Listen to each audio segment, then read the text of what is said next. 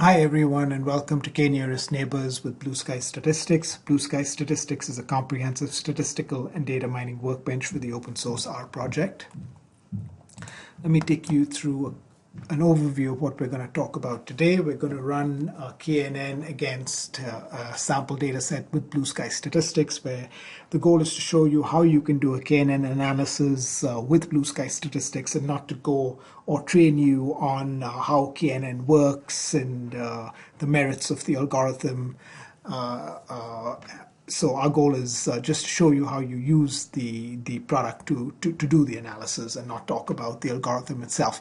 The data set can be accessed at the location below. The data set and this presentation is also in the installation directory, in the demos directory, and there's a folder called MBA for Market Basket Analysis. One more thing that we'll also do is I'll show you how you can use model tuning to find the optimal number of K, and K is nothing but the number of neighbors. So quick overview of KNN, and again you can get much more information in your statistics book or on the web. KNN classifies new cases based on the votes from the K nearest neighbors. You compute the K nearest neighbors closest to the new case. You find out the majority of the classes, of the K nearest neighbors, and you predict the class of the new case based on the majority of the votes or the majority of the classes of the K nearest neighbors. So with that, I'll go to BlueSky Statistics. So we'll open up a data set. The data set that we're opening up has data on prostate cancer. It's in the comma limited or the CSV or the comma separated values format. And my field separators, commas, my CSV file contains a header. So I'll select this option, and I want to use the period to specify a decimal point. So with that, I'll go ahead and open the data set. You'll see that the data set has 10 variables. There's the ID of the patient, which I'm not interested in, so I'm going to go ahead and delete it. If you didn't see when the data set opens, it opens up in the data view, and I switched into the variable view so I can get a little more information about my data. So the diagnosis result tells me whether the tumor is malignant or benign. It should be a factor variable, and you can see the values here in the diagnosis result column are M and B. I'm going to go ahead and make it a factor. It's currently come in as a string. I'll right click on it and make it a factor. And what I'll also do is I'll set levels of the factor so it looks more meaningful in the results of the statistical or analysis commands I run. I will rename B to benign and M to malignant.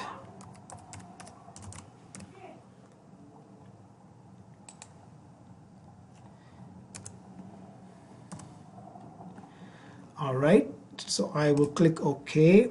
So one of the things I like to do, and you have the other variables like radius, texture, perimeter, area, and so on that give you data about the tumor. So one of the things I like to run is a summary analysis when I open a data set, and I will run summary statistics on all variables, and you'll quickly see that I'll get a count of the number of observations in my data set, which is 100, the number of variables, which is 9. We deleted the ID variable. The diagnosis results show me 38 of the tumors are benign, 62 are malignant, and I get the min, median, mean, and max of each of my numeric variables. That's radius, texture, perimeter, and so on.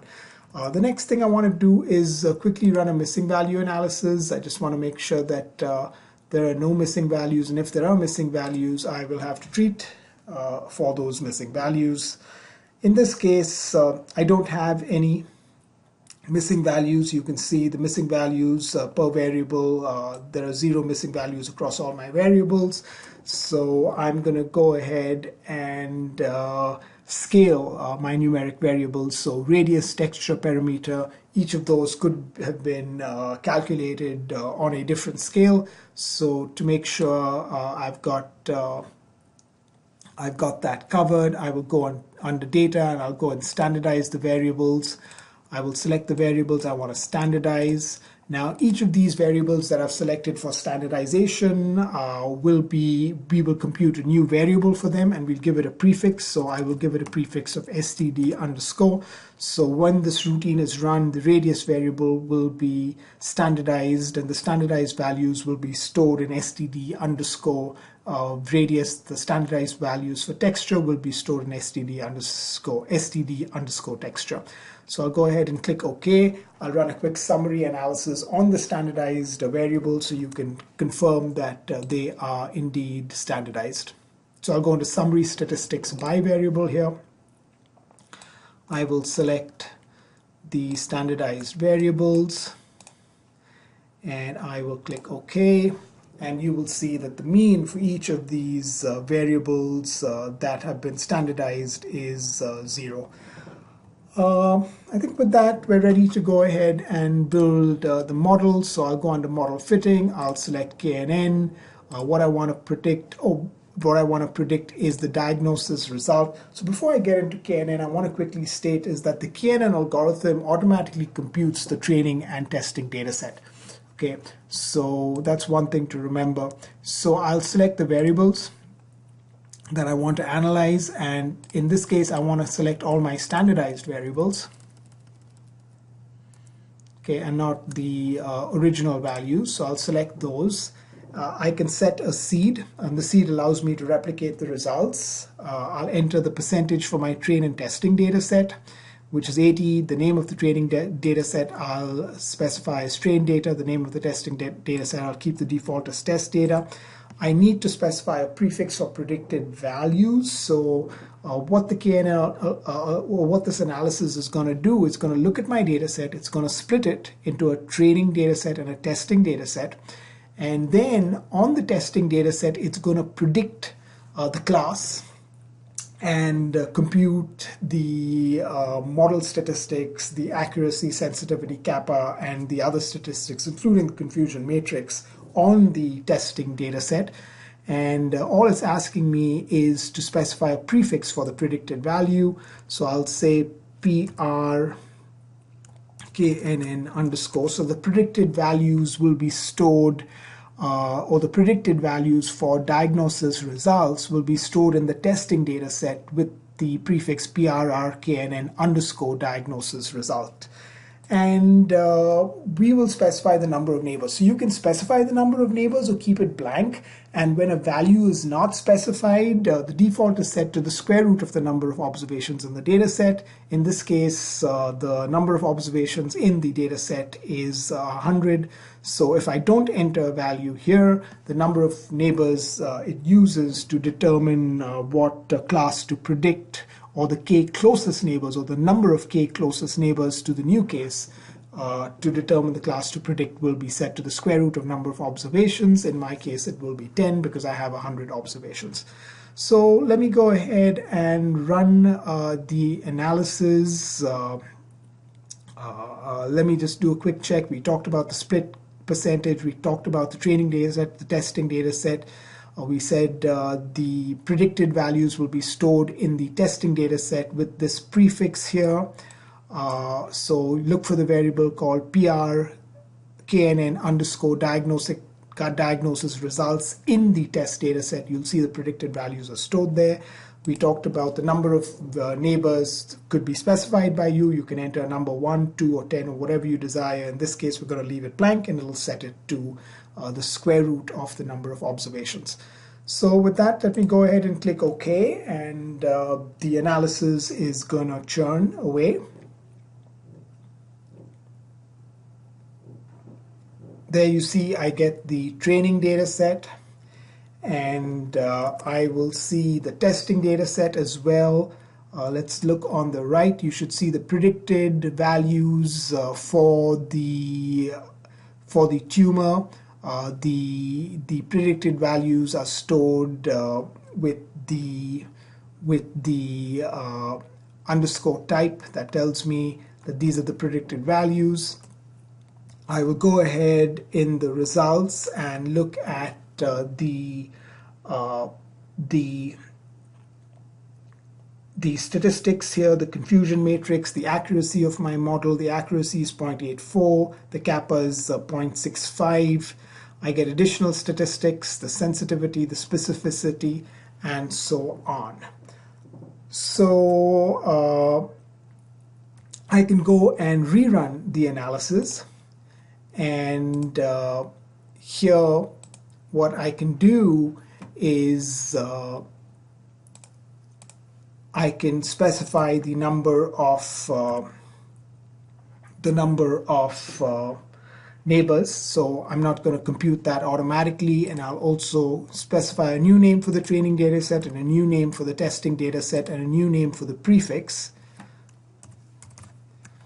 Okay, and I will click OK. So now the model is going to be recomputed, and it's going to predict my class based on the 5 closest neighbors, because I've specified the number 5. We're also going to create a new training data set and a new testing data set. If I look to the right, I should be looking for the new prediction based on the 5 closest neighbors, and I see it there. And let me go ahead and examine the accuracy and kappa statistics. You see a drop in accuracy with 5 nearest neighbors.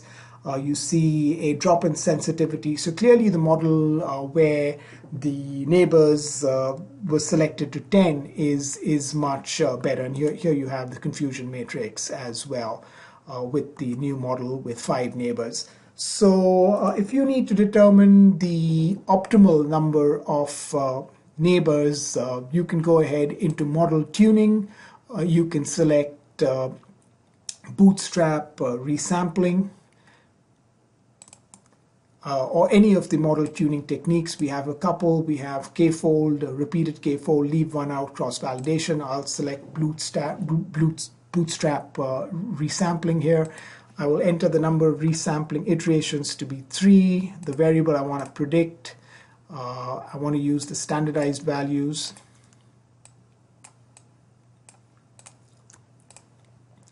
And I want to select KNN here. And once that is done, I'll just give the model name model optimized KNN, and I will rerun the analysis,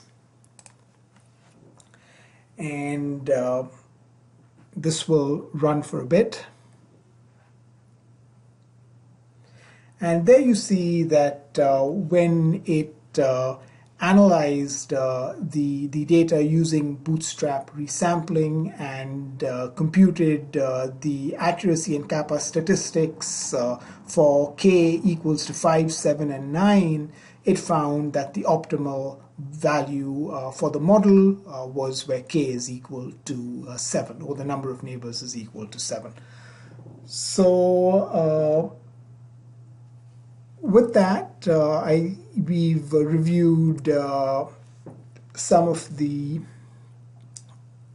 we've reviewed how you can use do a run KNN with BlueSky Statistics. Obviously, there's a ton of information out there about KNN, and if you have any questions, don't hesitate to reach out to us, and thank you very much for your time.